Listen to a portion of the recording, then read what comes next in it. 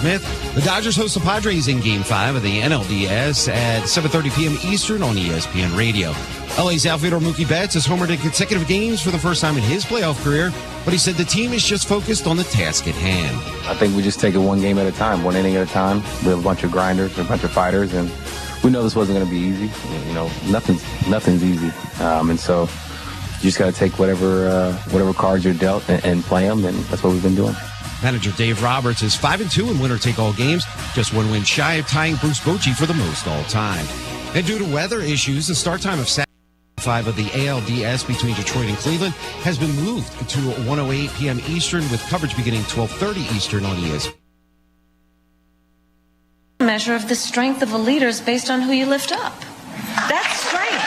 In Arizona, a short time ago, repeating a pledge to put a Republican in her cabinet if she wins the election. Earlier, Harris joining a White House hurricane briefing remotely as President Biden called for strengthening the electric grid. The cost to rebuild from Hurricane Milton's path of destruction across Florida could total $50 billion, President Biden says. We're going to be going to the Congress.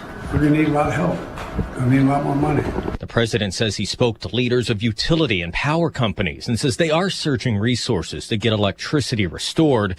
But the president says there must be more investments to harden the grid. By incorporating innovative technologies like burying transmission lines underground, replacing wood power poles with concrete power poles that don't snap in the wind. President Biden will visit Florida on Sunday. Fox's Jared Halpern at the White House. A record day on Wall Street, the Dow up 409 points at the bell.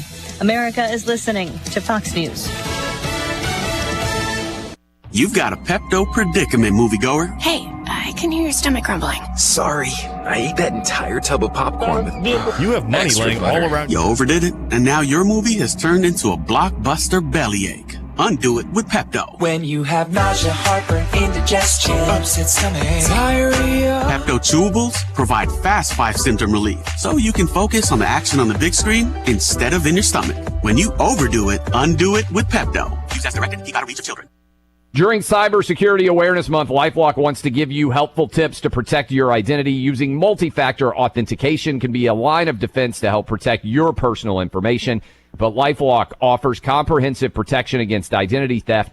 LifeLock not only alerts you to suspicious uses of your personal information, but also fixes issues that arise, guaranteed or your money back. Protect your identity today with a 30-day free trial at LifeLock.com. Use my name, Clay, as the promo code. Terms apply. Sirens sounding a short time ago in central Israel with reports of hostile aircraft. The Israeli military says 2 unmanned aircraft were detected crossing from Lebanon and that one was intercepted. No reports of any casualties. Ukraine's president visits Pope Francis, their 3rd meeting at the Vatican, which says it was dedicated mainly to the humanitarian situation in Ukraine and ways the war with Russia could be brought to an end. Italy's ANSA news agency reporting the Pope presented Zelensky with a bronze relief of a flower and the inscription, "Peace is a fragile flower," while Zelensky reportedly gave the Pope an oil painting named the Bucha Massacre, after a Kyiv suburb which suffered some of Russia's worst atrocities against civilians. Lillian Wu, Fox News. Zelensky also meeting with the German chancellor, who announced more than $600 million in additional military aid now and a pledge of even more with partners by year's end. He was also supposed to meet with President Biden in Germany, but the president postponed his trip because of Hurricane Milton. A man survives Milton in the water off the coast of Florida and gets rescued by the Coast Guard a second time. The first incident on Monday when the captain of the fishing boat, Dave, told the USCG he and a crew member were stuck in the Gulf 20 miles offshore. They scooped the pair up. Then at noon Wednesday, the owner of the Captain Dave told the Coast Guard the captain returned to the boat to fix it around 3 a.m. and hadn't checked in. At the time, there were 6 to 8 foot waves. They lost contact with him until Thursday afternoon when crews spotted the captain clinging to a cooler about 30 miles offshore.